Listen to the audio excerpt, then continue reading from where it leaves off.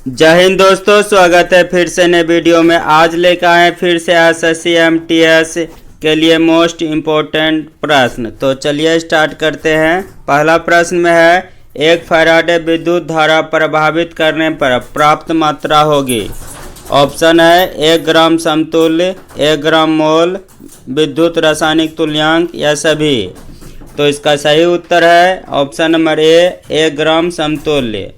प्रश्न संख्या 2 में देखेंगे। प्रश्न संख्या 2 में दिया है 1 कूलम बराबर होता है। 1 कूलम बराबर होता है, ऑप्शन है 96,500 फैराड, 6.24 × 10⁻18 इलेक्ट्रॉन का आवेश। नंबर सी, 1 इलेक्ट्रॉन का आवेश या सभी। तो इसका सही उत्तर है ऑप्शन नंबर बी, 6.24 × 10⁻18 इलेक्ट्रॉन आवेश। प्रश्न संख्या 3 में देखेंगे। प्रश्न संख्या 3 में दिया है, सल्फाइड आयस्कों का सांद्रण प्रायः निम्नलिखित विधि द्वारा किया जाता है। ऑप्शन है फेन उत्प्लावन विधि, जारण, गुरुत्व, कार्बन के द्वारा अवकरण। तो इसका सही उत्तर है ऑप्शन नंबर ए, फेन उत्प्लावन विधि। सल्फाइड आयस्कों का सांद्रण किया जाता है फेन उत्प्लावन विधि द्वारा। प्रश्न संख्या 4 में है, प्राकृतिक रबर बहुलक है। प्राकृतिक रबर किसका बहुलक है? ऑप्शन है एथिलीन का, बेंजीन का, आइसोप्रीन का या इनमें से कोई नहीं। तो इसका राइट आंसर है ऑप्शन नंबर सी, आइसोप्रीन का। प्राकृतिक बहुलक है, प्राकृतिक रबर है आइसोप्रीन बहुलक का। प्रश्न संख्या 5 में देखेंगे। प्रश्न संख्या 5 में है, एड्स रोकने के लिए प्रयुक्त दवा है। एड्स रोकने के लिए प्रयुक्त दवा है, ऑप्शन है LSD, BHA, AZT, वाइथनॉल। तो इसका सही उत्तर है option number B, BHA। AIDS रोकने के लिए प्रयुक्त दवा है BHA।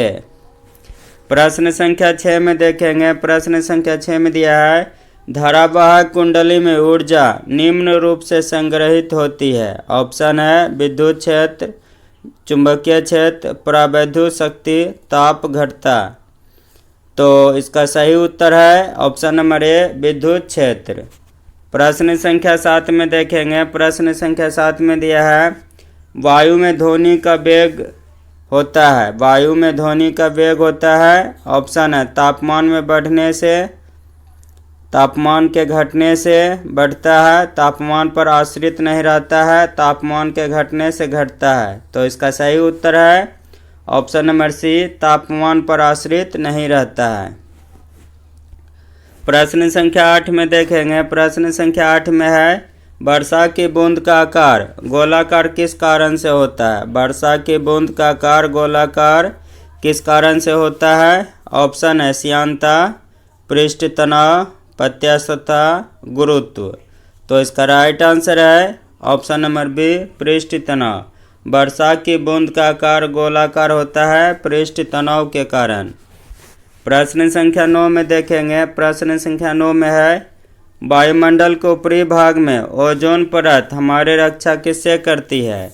वायुमंडल के ऊपरी भाग में ओजोन परत हमारी रक्षा किससे करती है? ऑप्शन है दृश्य विकिरण, अवरक्त किरणें, पराबैंगनी विकिरण, अंतरिक्ष किरणें। तो इसका सही उत्तर है ऑप्शन नंबर सी, पराबैंगनी विकिरण। प्रश्न संख्या 10 में देखेंगे। प्रश्न संख्या 10 में है, प्राश्रव्य तरंग की आवृत्ति होती है विशिष्ट रूप से। ऑप्शन है 20 किलोहर्ट्ज से ऊपर, 20,000 किलोहर्ट्ज से ऊपर, 20 किलोहर्ट्ज से नीचे, 2 किलोहर्ट्ज से ऊपर। तो इसका राइट आंसर है ऑप्शन नंबर ए, 20 किलोहर्ट्ज से ऊपर। प्रश्न संख्या 11 में देखेंगे। प्रश्न संख्या 11 में है, चमगादड़ बाधाओं का पता लगा सकते हैं क्योंकि वे उत्पन्न करते हैं। ऑप्शन है प्राध्वनिक ध्वनि तरंगे, पराश्रव्य ध्वनि तरंगे, अपश्रव्य ध्वनि तरंगे, सूक्ष्म ध्वनि तरंगे। तो इसका सही उत्तर है ऑप्शन नंबर बी, पराश्रव्य ध्वनि तरंगे। प्रश्न संख्या 12 में देखेंगे। प्रश्न संख्या 12 में दिया है किसी तुल्यकारी उपग्रह की पृथ्वी की सतह से ऊंचाई लगभग होती है। किसी तुल्यकारी उपग्रह की पृथ्वी की सतह से ऊंचाई लगभग होती है।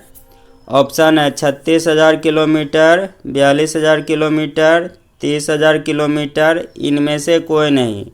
तो इसका सही उत्तर है ऑप्शन नंबर ए 36,000 किलोमीटर। किसी तुल्यकारी उपग्रह की पृथ्वी की सतह से ऊंचाई होती है 36,000 किलोमीटर।